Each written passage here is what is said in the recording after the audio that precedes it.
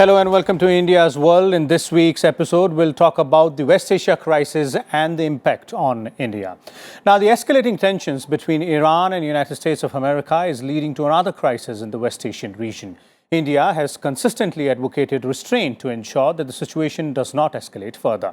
India has vital interests in the region. Approximately 8 to 9 million Indians work in various countries in the West Asia, and the region is also a significant source of oil and gas for India. So how can this crisis brewing in West Asia affect India, and what needs to be done to handle the situation as far as India is concerned? For more on this, we have with us a distinguished panel of guests today in the studio. Let me first introduce the guest to you, beginning with Ambassador D.P. Srivastava, former ambassador, is here with us. We also have with us Mr. Alok Bansal, Director of India Foundation, and we're also joined by Pramit Pal Chaudhary, the Foreign Affairs Editor from Hindustan Times.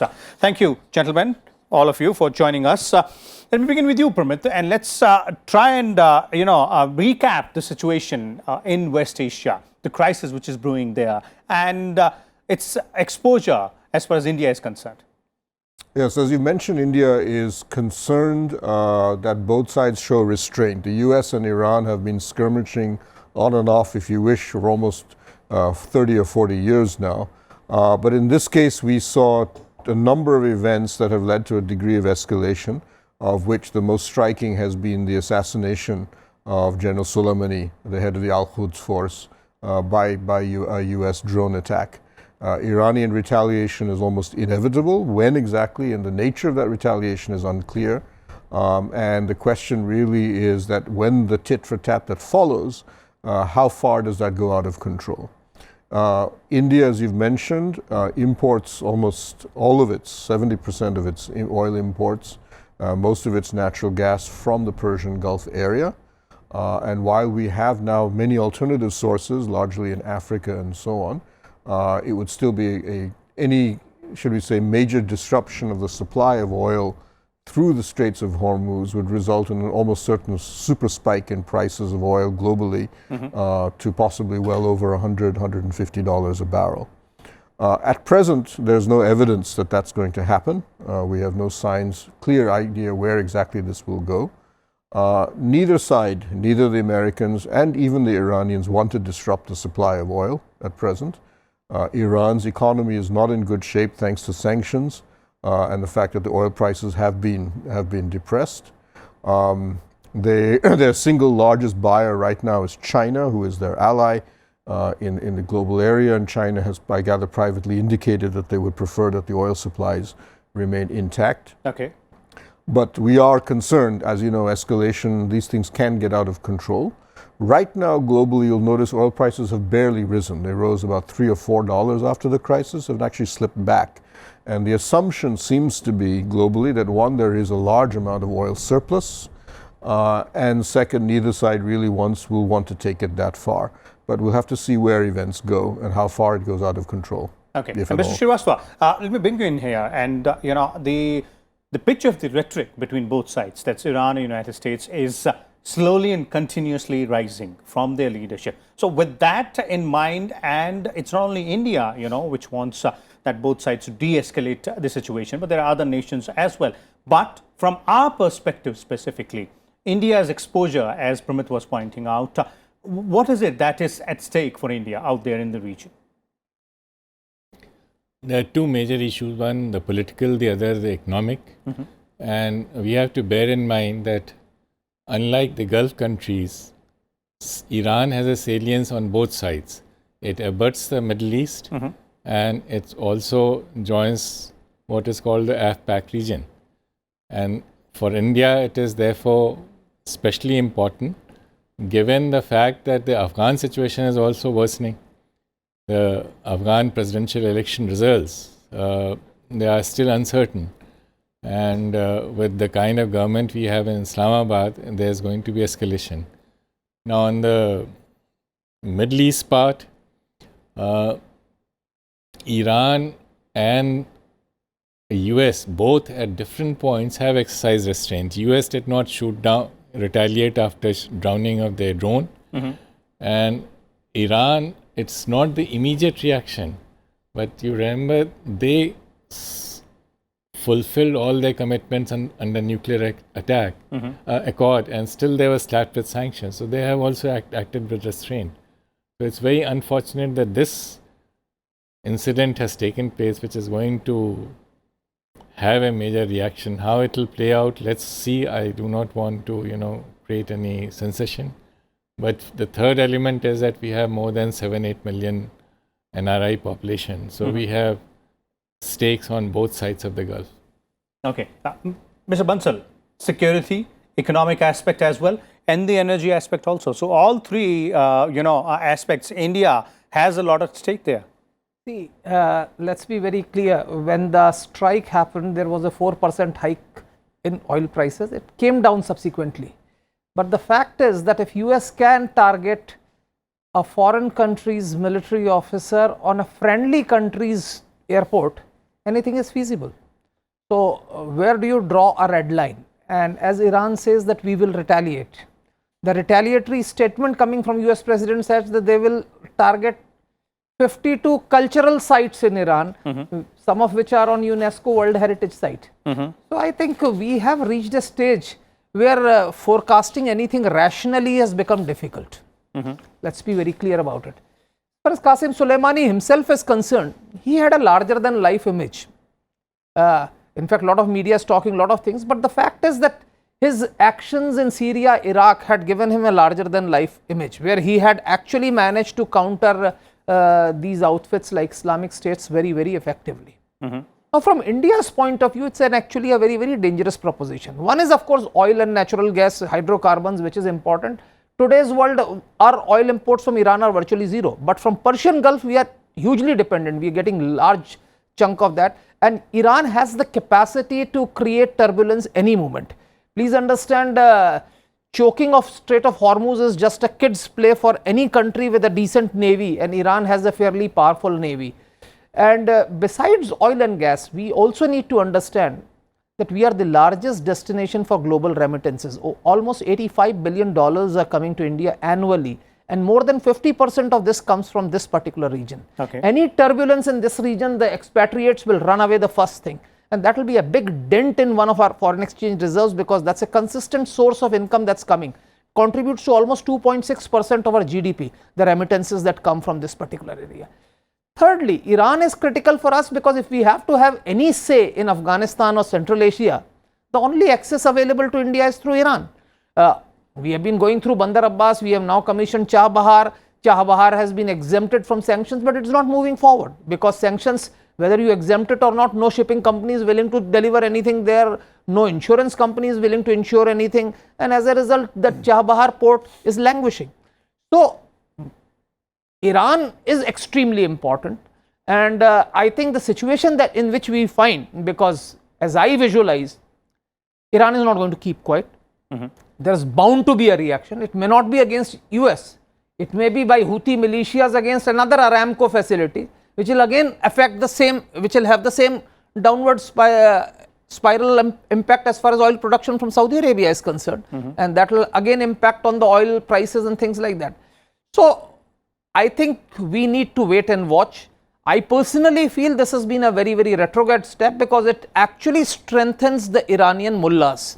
Whereas the Iranian public per se is extremely hostile to these mullahs. When you talk to people on the streets, you realize that there is a huge undercurrent of anguish and anger against both these conservative leadership that Iran has, and people have very good feelings for US. Now, US by this sort of attacks is actually short charging those sympathizers of the US, because Iranian youth by and large on the streets, US has a very positive support as far as Iran is concerned, unlike the rest of West Asia. Okay. Probably the only country where an average Iranian has a positive impression about US. And I think this sort of attacks, I don't know, probably it may have boosted President Trump's electoral prospects a little bit, but has not really contributed to peace in any way. Okay, let's come to the the options before India and the way India has responded to the entire situation. It has been a very calibrated effort. India has repeatedly asked for restraint on all sides, ensuring that de-escalation happens. But as Mr. Bansal is pointing out, that balancing act which India will have to indulge in? Because on both sides, you have two nations with which India would want to have a long-standing relationship and has had a long-standing relationship in the past as well. Well, I think India's talked to both sides. You saw Foreign Minister Jaishankar has spoken to Pompeo. He has also spoken to Javed on the Iranian side. And we have called for restraint for both sides. But pretty much after that, India has really run out of options, because we are not in a position, we are not a broker in the Persian Gulf area. We're not a Middle East player of that consequence. In any case, countries like Oman and Qatar have already offered to act as mediators and have been rejected and rebuffed so far by the Iranians. So for the time being, there isn't very much that India can play a role as far as the conflict between the two sides. The real game for India now is to really be looking at, if there is a worst case scenario about oil supply disruptions, where are you going to get your oil from? We have an understanding with Saudi Arabia, UAE, and Iraq that they will ensure supplies if Iran or any other part of the world decides to stop supplying us. But that assumes that the Straits of Hormuz remain open. However, there are a large number of African countries who have also offered in the past to come to terms with us, because right now, thanks to the huge surplus of American shale oil production, a lot of the African production, especially out of Nigeria and so on, is effectively lying unused, and some of that could easily be tapped. But it's probably not, that will not affect the global price of oil, will still rise because of turmoil, because of uncertainty rather than anything else. So that's where you really be looking at your primary concern. Your ability to consider evacuation of NRIs will be almost limited simply by the sheer number that's involved. And this is not the few thousand that came out of Yemen or Lebanon or something like that. These, as he said, are millions. So you really be looking at safe passage for such people, either by ship or elsewhere. And there, the fact that we are relatively neutral in this conflict between the U.S. and Iran would probably help us. But those are worst case scenarios, and really that's all we should be really considering. I'm not too worried about natural gas. There's an enormous degree of surplus in natural gas globally. Even without the Persian Gulf, you can get enough natural gas in the world. But we're not a huge, we do import almost all our natural gas, but it's not a major source of fuel for us. So really what you're looking at is buffering yourself against that potential possibility. One of the good things is that we have a record, huge, of over $450 billion of foreign exchange right now.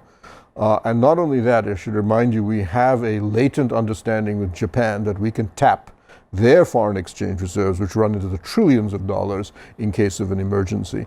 So we have that backup, and that remains there, and we should make sure that that continues to be built up.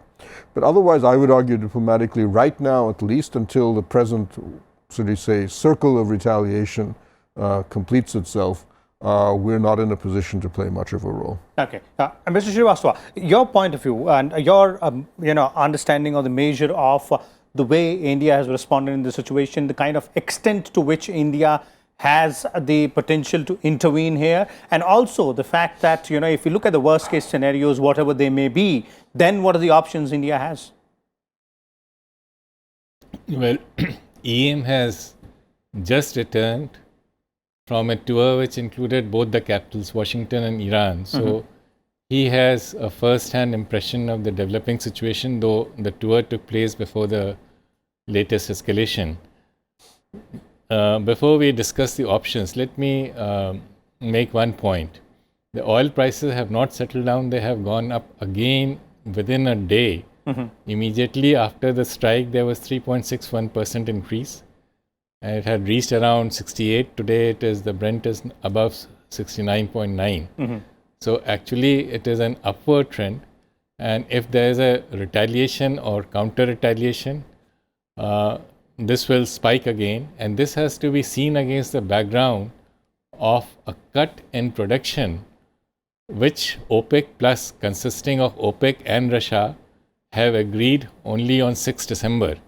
So both in terms of supply side and the geopolitical risks, the pointer is for an upward increase in the oil prices.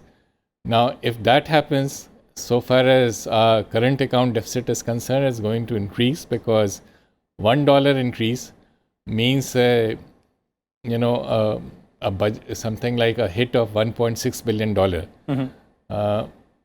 In terms of options, if there's a general conflagration, you can't, bring 7 million people back. That is simply not possible, and it has to be looked at. And we are not there. And there is restraint on both sides, because the Iranian reaction, which was given by the Supreme Leader's military advisor, he said they will target American military facilities. So he excluded the civilian, and there is no talk as yet of a third country. They are talking about hitting the American targets. So I do not want to speculate at this stage what happens, but I think there's a very strong case for India to make some appeal for de-escalation, because India has enough equity on both sides of the Gulf and with Washington. Of course, the government will have a better appreciation, but we are trusted. This much I can say. And we have a stake. We are much more exposed to any disruption of oil supplies in the Gulf than many other players, because it's 60% of crude and substantial amount of LNG comes. Even though gas is available from other sources, you cannot, make the switch overnight. These are long-term contracts. So I think there's a need for at least some statement by India, or visit perhaps to the region, to appeal for de-escalation, which is what EU has also done. Okay, Mr. Bansal, would you agree with the aspect that India needs to go ahead and step up its efforts further? I have no doubts. I think that it is in India's long-term interest that we should actually be proactive as far as mediation is concerned also. I think traditionally we have been a little laid back on this particular thing. We have not been trying to but I think no other country is affected as much as India is affected. Please understand, I was in Iran just last month, and I found that they were very, there was an undercurrent of anger saying that Chinese have withstood the American pressures, but we have not been able to. That's what their underlying thing was, that because our oil imports at that point time from Iran had come down to zero. So that's the issue.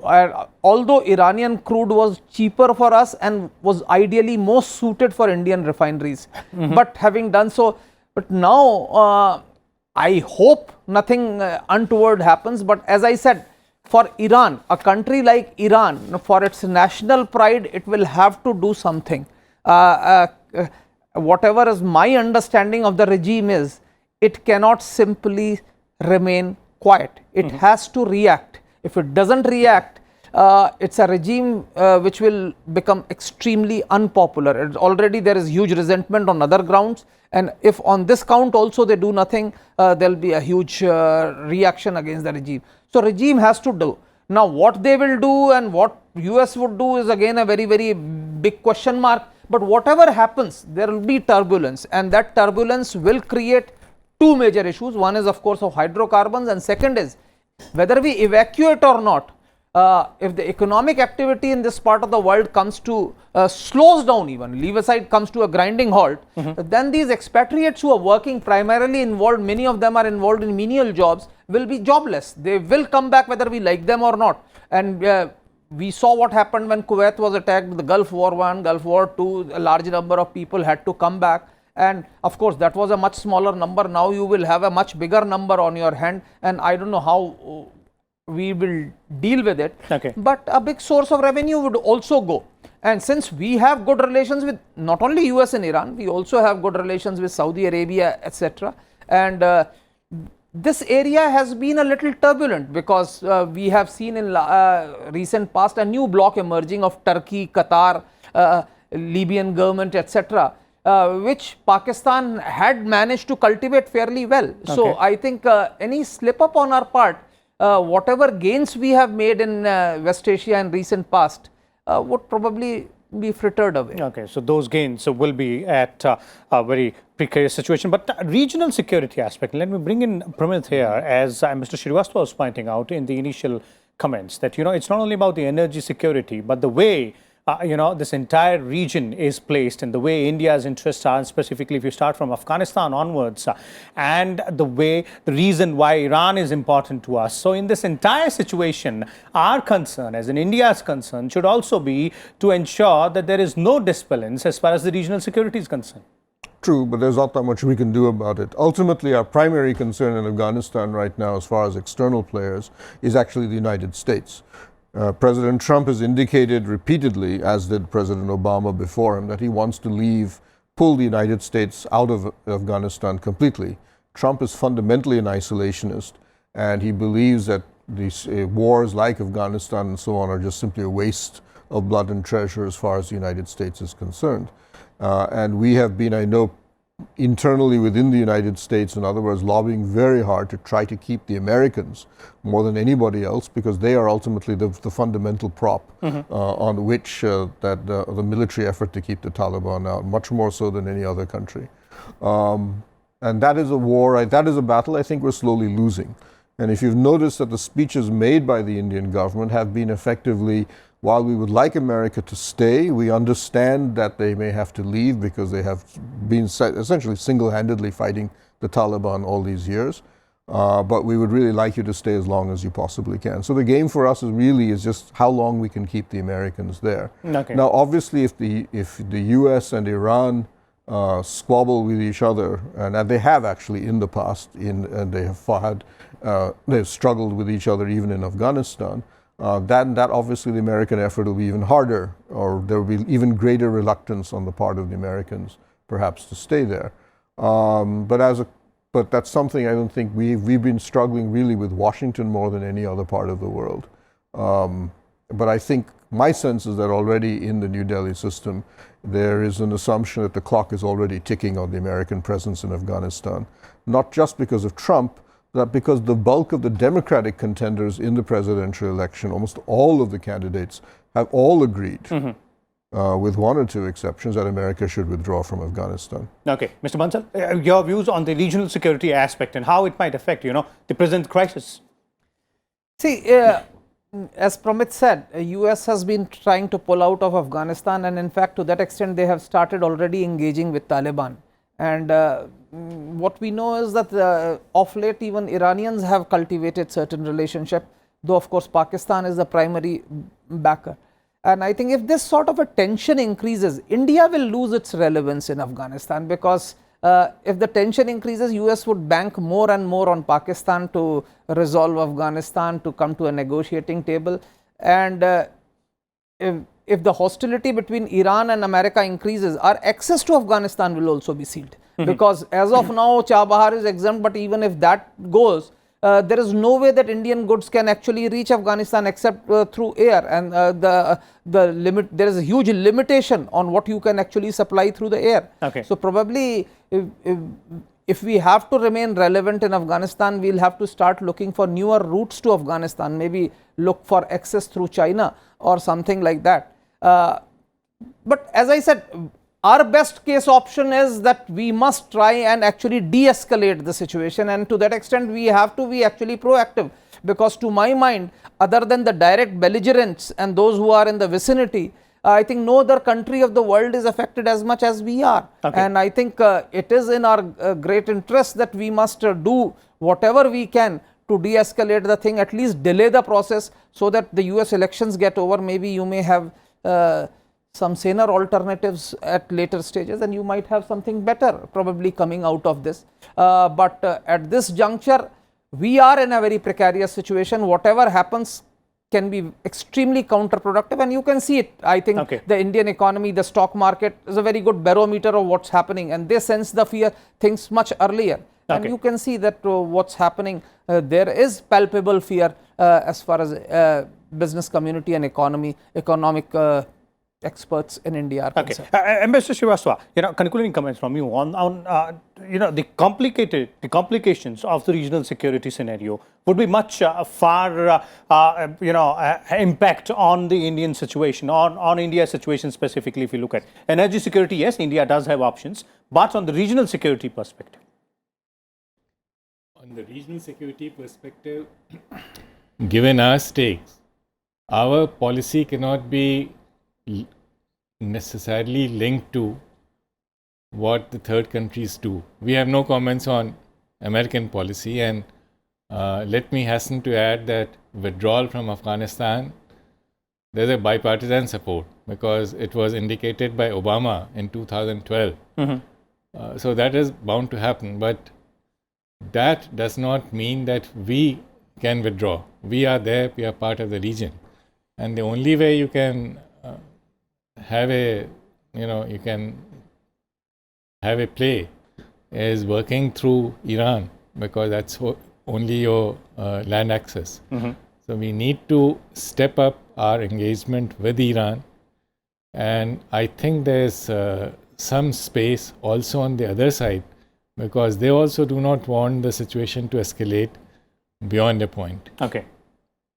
And that gives you some room where you can use your goodwill on both sides of the Gulf to play a role. Okay, and maneuver yourself and ensure that the escalation does not go further. So there it is, a complete analysis of the crisis in West Asia due to tensions, rising tensions between Iran and United States of America, and also how this might impact India. And as all our panelists are pointing out, for India, it is a wait and watch situation, but we also need to be acting proactively and upgrade our efforts to ensure that the de-escalation of this entire situation takes place. We'll come back again next week with a different topic. Till then, keep watching Rajya Sabha Television.